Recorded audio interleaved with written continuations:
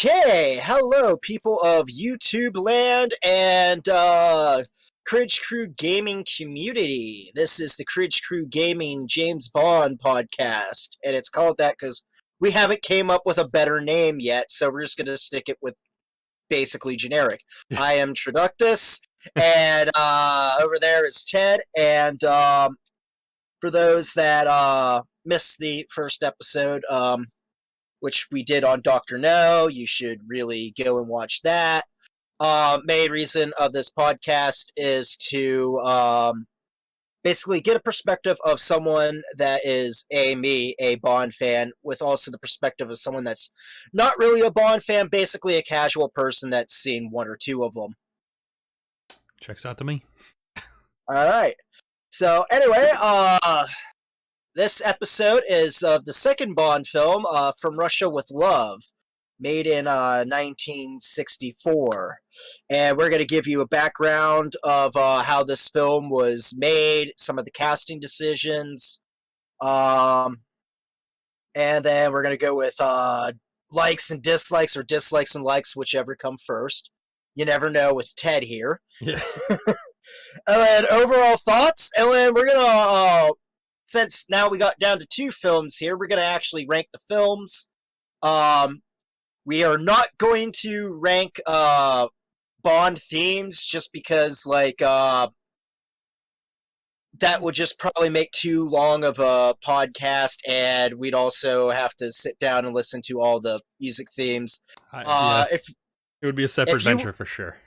Yeah, if you want someone to basically review all that stuff, go bug Mike with his Cridge Crew music podcast. All right. So anyway, the background From Russia with Love. They already thought of making From Russia with Love. They being the producers of the James Bond films, Harry Saltzman and Albert Broccoli, better known as Cubby Broccoli. While they were filming Dr. No, and chose From Russia with Love because it was, number one of the best-selling James Bond books. It hit the bestsellers list when it came out.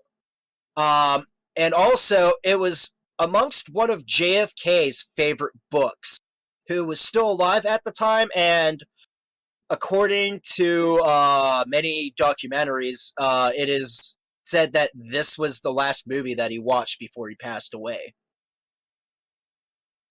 So it's kind of interesting that John F. Kennedy, was so beloved and had such a celebrity status that he actually affected the order of how a James Bond film was picked. Definitely peculiar. I don't know that a whole lot of presidents have a whole lot of pull in movies being made now, but right. Interesting. I mean, not the presidents aren't really considered celebrities now. Like Barack Obama, his presidency was historic, and Donald Trump was already a celebrity to begin with, so they had those statuses. But people like Joe Biden today, or George Bush, or Bill Clinton, people are just yeah, they're the president. And yeah. But anyway, as for the people behind the scenes, everybody basically came back with the exception of Ken Adam, who was poached by Stanley Kubrick to make Dr. Strangelove, or How I Learned to Stop Worrying and Love the Bomb. God, that is a long title. Most people just call it Dr. Strangelove. But so they had to get a different set designer. Also brought back is who I forgot to mention, Richard Maybaum, who wrote the script while filming was shooting during this, which is kind of weird for how well thought out this film seems to be, but it seems like a lot of stuff was done last minute.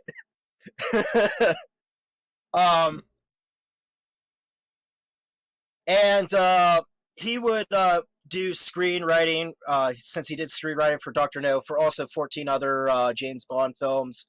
Back doing the music, John Barry with his orchestra. He would also be around for a while. And back also with the cast, Bernard Lee's back. Obviously, Sean Connery's back. Lois Maxwell's back. Uh, Oddly enough, there is a change that people don't really notice unless like you're really into the fandom, and that is the role of Q. Everybody thinks Q isn't in Doctor No. He is. He's just played by someone different, and he was unavailable, and then got replaced by the legendary Desmond Llewellyn, who everybody knows as Q. Um, for the Bond girl, was cast was Daniela Bianchi, who was Miss. She was either Miss Universe or was like a runner-up for Miss Universe. So that's why they picked her, and with her being Italian, that's why she's dubbed over. The person to play Rosa Klebb, Lottie Lenya, she is Austrian, so therefore she is dubbed as well, because, Russian accents are hard to do, apparently. Apparently very hard. Oh. Yeah. Um, also, oddly enough, someone coming back, Anthony Dawson, who played the Doctor, not Doctor No, but Dr. Dent, who, Bond just shoots after, a failed trying to kill Bond.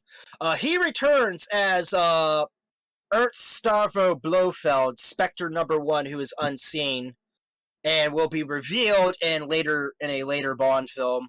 Actually, I'd say probably I think that would be Bond movie 6, played by a different actor, of course, because why cast someone with someone that's already dead, even though they're gonna do that anyway.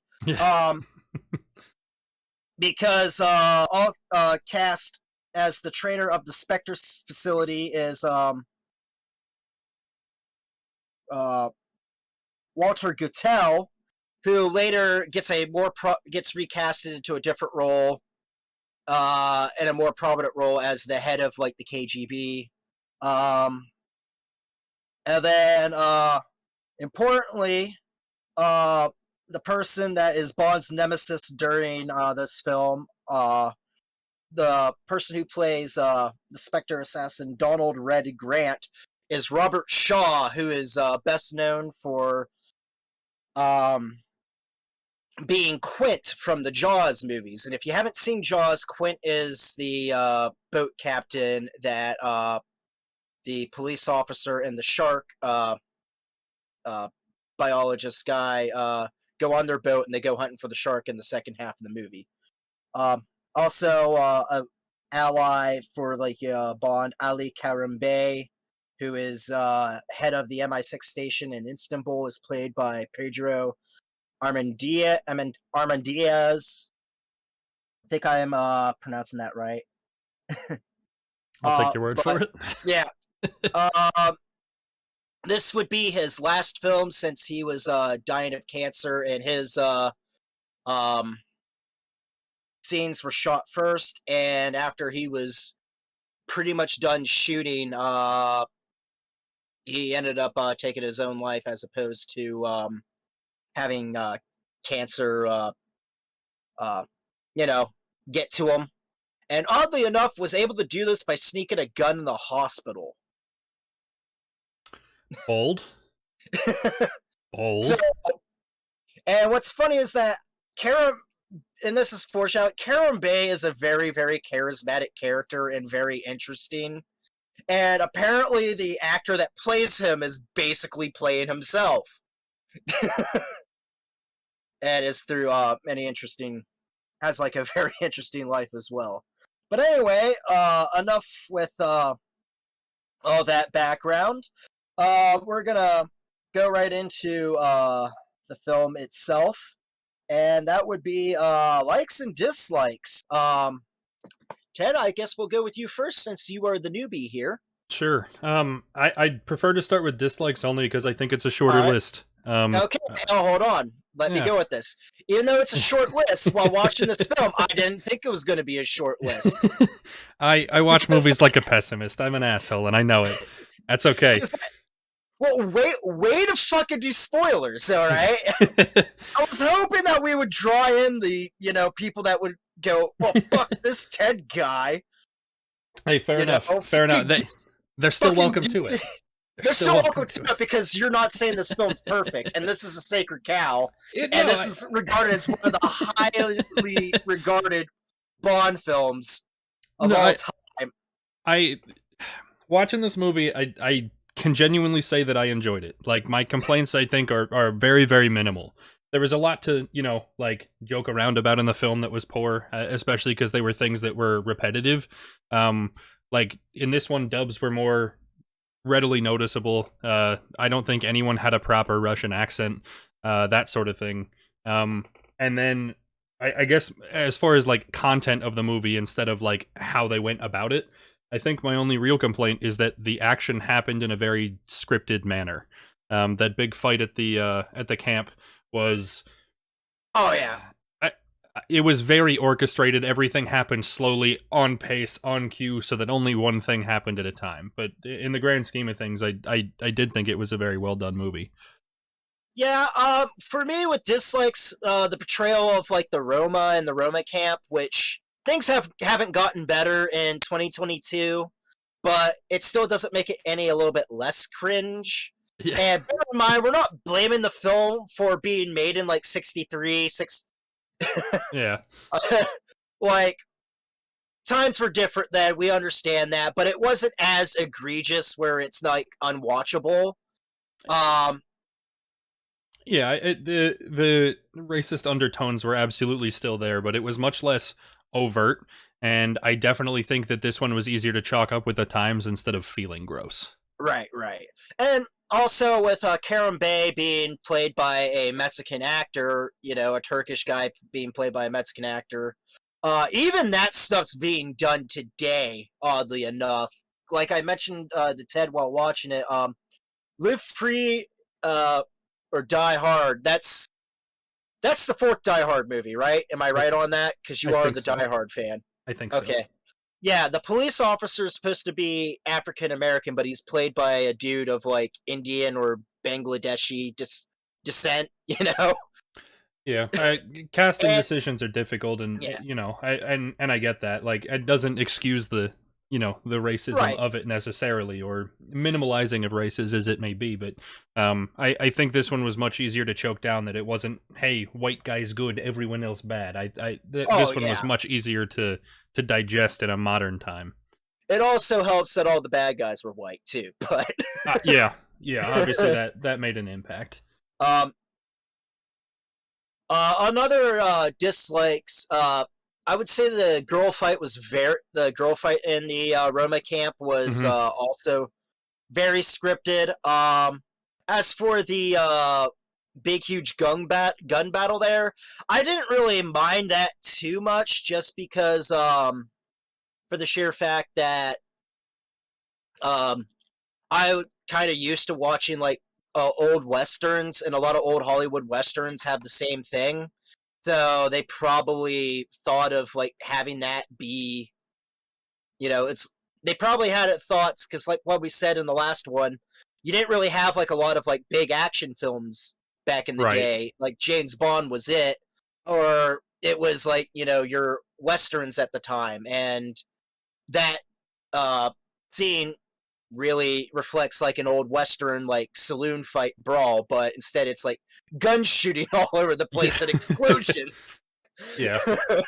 Uh, And but it also leads to a part that I like. I like how the reason why this happens is because the Russians decide to kill Karam Bey. One person, they bring an entire army. and it still didn't work out. Yeah, honestly, I think that's my last like notable dislike though, was specifically right before that scene. As you can see, the army training was that none of them know how to hold a gun. Not a Oh right. single one of them. That actually bothered me. like I joked about it as we watched it, but that genuinely bothered me so bad. Like you just Yeah. don't have to look that stupid holding a weapon. And also with like the brass knuckles where Rosa Klebb like Ugh. punches. It's like Yes.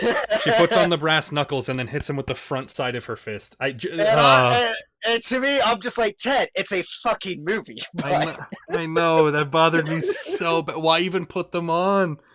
It's gonna break your own fingers. uh, Ugh. but another thing that's kind of an issue with me, although it's kind of understandable in the context in the movie, the blatant sexism with like um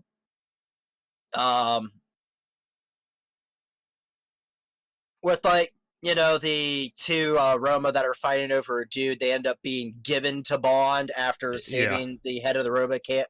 That's granted. Like there are cultures, and there's probably even cultures that are just like United States, like probably like in where I live in rural Pennsylvania, that probably still kind of do that. But Yeah, that not admittedly really felt pretty my gross. thing. I'm not gonna go after someone's culture if that's like a legit cultural thing for the Roma, although I don't think so. I'm not sure either, but yeah, I'm with you. That it did feel kind of gross, but it I as we move more towards the likes, I definitely think that like Yeah. this one got away with more in that aspect because like it did start to feel more like Bond.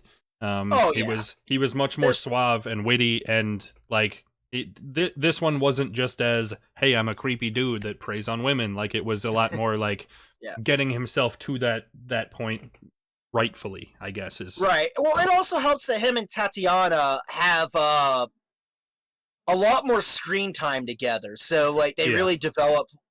Although I don't really care for like him like slapping her and shit, but at the same time like he thinks like she's going to fucking kill him. So Right. it's reasonable, but still kind of like really. Yeah. Yeah. um.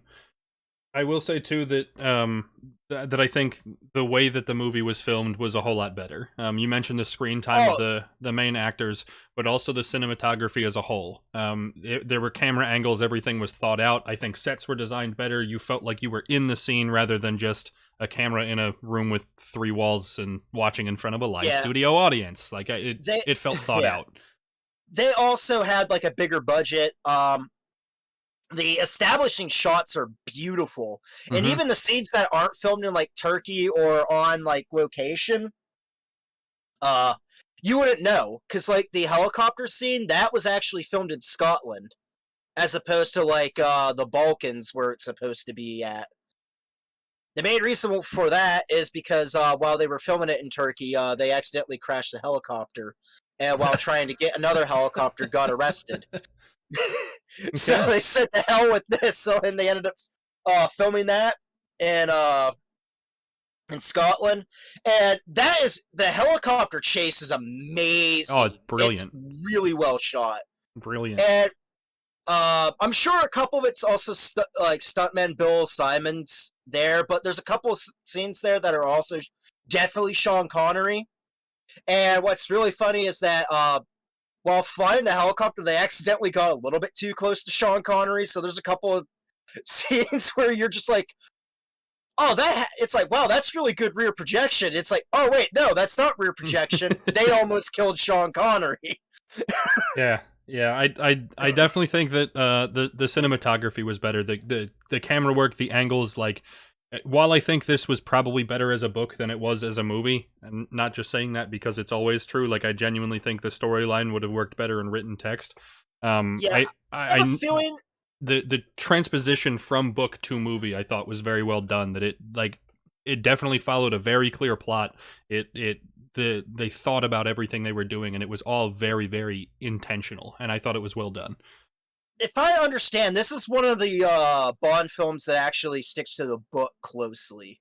Okay. I know this does. On Her Majesty's Secret Service is pretty much dead on like that, and so is like Casino Royale.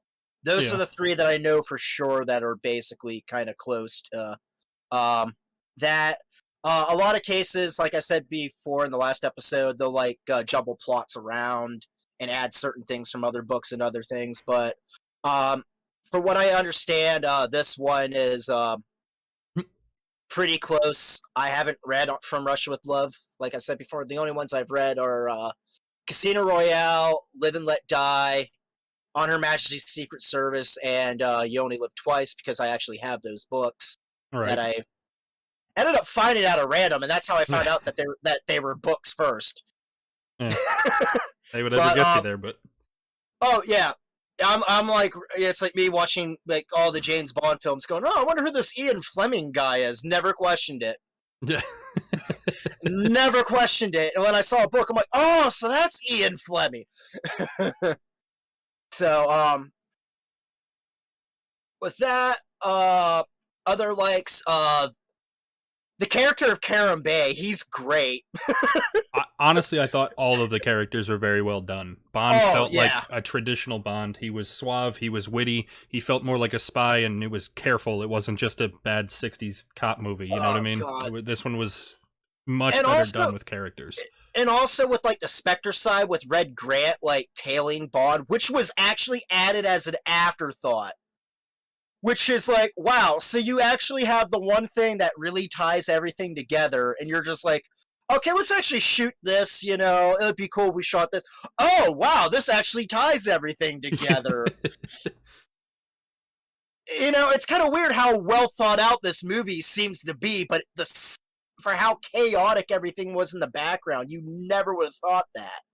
Yeah, Um, I also think this one did a better job of establishing villains. I yes. a lot of the best movies or storylines as it is that like they do a good job at developing the villain or you know the the opposing force, right? Whatever that may be, and I think that like this one had a very clear target in mind and how the story was told in developing the villain. I think it not only was good for this movie, but I think it also established a place that they could return to, especially at the end of the movie there, where they're like setting up villains for future movies as well. Oh, yeah. Oh, yeah. Although Spectre will not return in Goldfinger, unfortunately. Oh well. Goldfinger's kind of the off one off, but Blofeld will return off, basically just as like the off-screen character stroking his cat, um, and Thunderball, Okay. which, yeah, that's the fourth one Okay. since that lawsuit finally got settled, sort of, around that time, which we'll get to within Goldfinger, which is why the third film ends up being Goldfinger as opposed to Thunderball. Fair enough. um, but let's see. Back on track. Other things that I really liked. The scene where Karen Bay's like, after they got the Russian spy subdued, he's just like, you know, I've had an interesting life. Yeah. Even though, like, that's like the last scene with Karen Bay, but like, to me, I just picture him just like giving him his life story throughout the entire train ride. Yeah, I think the Um, dialogue was very clever. There was that one we both kind of chuckled at the "Are you sure your clock is right? Russian clocks are never." And then the building blows up. I like there was a lot of very good dialogue in it that like it felt like they knew what they were aiming for. yeah. And that being said, there's also it's like cinematography is not perfect in this. There's some stuff where it's obviously rear projection, but it's usually like not in the focus. It's all out of focus, so it's like not like blatantly obvious. But if you're looking for it, you can definitely see it. Um, Also, the fight scene. So, even though we talked about like the fight in the Roma camp, the other fight scenes are really good, especially with against the confrontation between Red Grant and James Bond. Especially Yeah, since like even though it does have the little stereotype with like the villain gloating when he could just kill James Bond right away, there's more reasoning to it. It's not like the villain, which there's I guess technically multiple villains in From Russia with Love. You got Red Grant, you got Rosa Klebb, who's his superior, and her superior, Ernst Stavro Blofeld, Spectre number one. But the two villains that Bond basically faces off with are Red Grant and Rosa Klebb.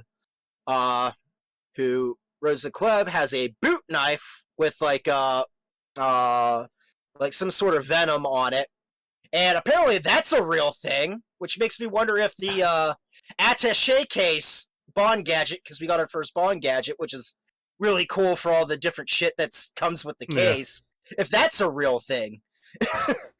definitely interesting. In But terms of the action, though, like you mentioned, as much as I that's said that they yeah, felt choreographed, I did appreciate the fact that they were easy to follow. yeah. Oh, and There also the was fight with Red Grant was brutal as fuck. there was no part of any of the action scenes that I kind of questioned what was going on. Right. I'm notoriously not an action fan typically. Like, I prefer movies that make me think, or you know.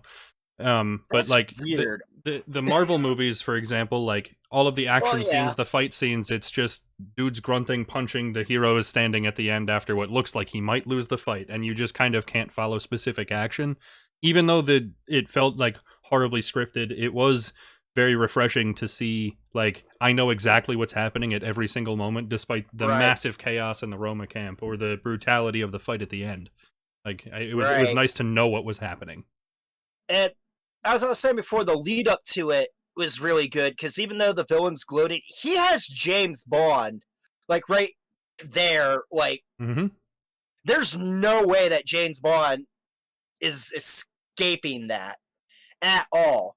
And it's not like, like a typical villain, spouses the plan. And it's like, all right, I'm going to kill you in some convoluted way that you're surely not going to escape from and ruin my plan.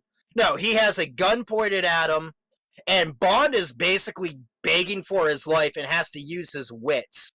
And each time it's kind of like every time like Bond suggests like something, Red Grant kind of like outwits him until it gets to the point where it's like, hey, I got money, I got like $20,000 worth of gold coins in like this attaché case.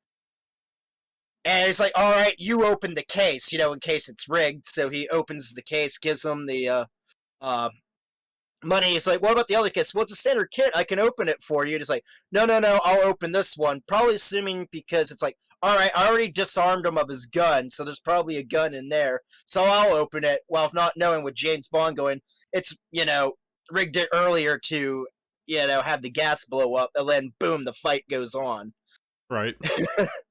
Like, that is really refreshing because it's like, even though it has a little bit of the Bond stereotype, it's not. It's kind of like, even though it predates, like, I guess it predates the stereotype, sort of. I mean, but at the same time, like, kind of going back, it's really refreshing seeing like a villain scene that kind of turns that whole thing around. Yeah, I agree. Let's see, any more positives? Chemistry between Connery and Tatiana uh and Diana Bianchi are really good. Like, those two are very well casted, even though she's dubbed over. Oddly enough, Red Grant's also dubbed over, despite Robert Shaw being British. So I don't know if like he couldn't do like that really posh Cockney accent, or they just were like, "Nah, we need your actual voice for like the sinister part at the end, as opposed to." But um, anyway, but yeah, like the chemistry between, because you can actually, and this is a little bit of a criticism, I think, as well, and this is pertaining to like the book. Mhm. Um, I have a feeling like in the book they probably both fall for each other, while in the movie it seems that she more so falls in love with Bond, as opposed to Bond basically falling in love with her. Like, Bond's kind of like, yeah, you're cool. Yeah, the setup to that was kind of strange. Like, the using that as a lead in for the rest of the plot to happen, I thought was kind of bizarre. Which is part of the reason that I said I thought it would make more sense as a book rather than just giving me 2 minutes of Right. exposition about how they meet or whatever. Um, but yeah, I did think the chemistry went very well. I thought part of that is character development as well. but the dialogue and the development of characters was really well written. Um, that being said, I guess we'll go with overall thoughts, and then we'll actually rank this, and then maybe compare it with Doctor No. I guess we'll go with the overall. How does this compare with Doctor No? Honestly, overall, I thought like I I couldn't honestly tell you that I got a whole lot of value out of watching Doctor No. Even as a setup for the Bond franchise, it felt like it was not necessarily worth the time and effort to watch it. But this one I thought was genuinely a good movie. While I So, have my small gripes, I would absolutely watch this one again. But it was a fantastic movie. yeah, me, I normally show people Doctor No first before going in for From Russia with Love or like any of the other ones. But like, it's kind of interesting with like your perspective. Like, you kind of seem like, nah, skip Doctor No. Like, introduce them to From Russia with Love. Yeah, I kind of mentioned as we started into the likes that he felt a whole lot more like Bond. It was suave, it was witty, it was thoughtful, it was a spy movie again. Where Doctor No just kind of felt out of place Had for what I know Bond to Yeah, be. had spy elements, but was more of like a detective thing. Uh, Exactly. Goldfinger is a little bit more of a detective thing, but there are like spy elements into it. Like there's like gadgets and shit. Right. But more or less, he's basically uh trying to figure out the villain's plan. So still like kind of like a detective thing, but like there's still a lot more spy elements. It's probably like stuff like the detective stuff from Doctor No, but like combining that with the spy elements of From Russia with Love, Okay. I can think of on the top of my head, just kind of prepare you a little bit. Sure. Um, if I remember, I haven't seen Goldfinger in like a while. Yeah. It sucks because I don't have TV anymore, so therefore, if it's not on TV, I'm not gonna watch it. So, Fair. um, but that being said, for me, I uh for for where I'm standing right now until like I rewatch everything else with like the Connery movies, I think this is Sean Connery's masterpiece as Bond. Uh, I think this is definitely the even though they don't have like the formula 100% yet, like the typical Bond formula kind of gets set in with Goldfinger. Right. Um, I think this but is a good establishing point for that formula to exist. This one felt much exists, yeah. more according to the character that I already know. Yeah. Right, and with Goldfinger is a little bit more campy and like fun. I just prefer the more serious From Russia with Love, and that's my perspective. Um, that being said, I do agree that this is a better movie than Doctor No, and although I do put some value in Doctor No since it is the first James Bond film, Right. and it's kind of interesting how some tropes are like even from like the beginning are in this, and that being said, with the rankings, this is definitely number one above Doctor No, with Doctor No being two so far. Absolutely, I agree. I think this one would be hard to top as far as Connery goes, like without switching the actor or the writing. I would imagine that this was going to stay close to the top, if not the top. Yeah. This is probably offhand, probably number two or three for me overall. Okay. But we'll see. It depends on if later ones, if I end up liking better after seeing them a second time Okay. or more. Um, because there's a couple films that like it's like I really like, but I'm like, but are they better than From Russia with Yeah. Love? So that's Hey, so I'm fair kind enough. of with you with there. It's like so. That being said, we're gonna wrap things up. Next episode's gonna be Goldfinger, and I am excited for Ted's thoughts. on that, because we get to see which side of the fence he is for Russia with Love or Goldfinger, and everybody in the YouTube comments are gonna say Ted is wrong. I'm used to that. They'll say I'm wrong too. Nobody agrees on anything. Hey, that's the joys of YouTube, right?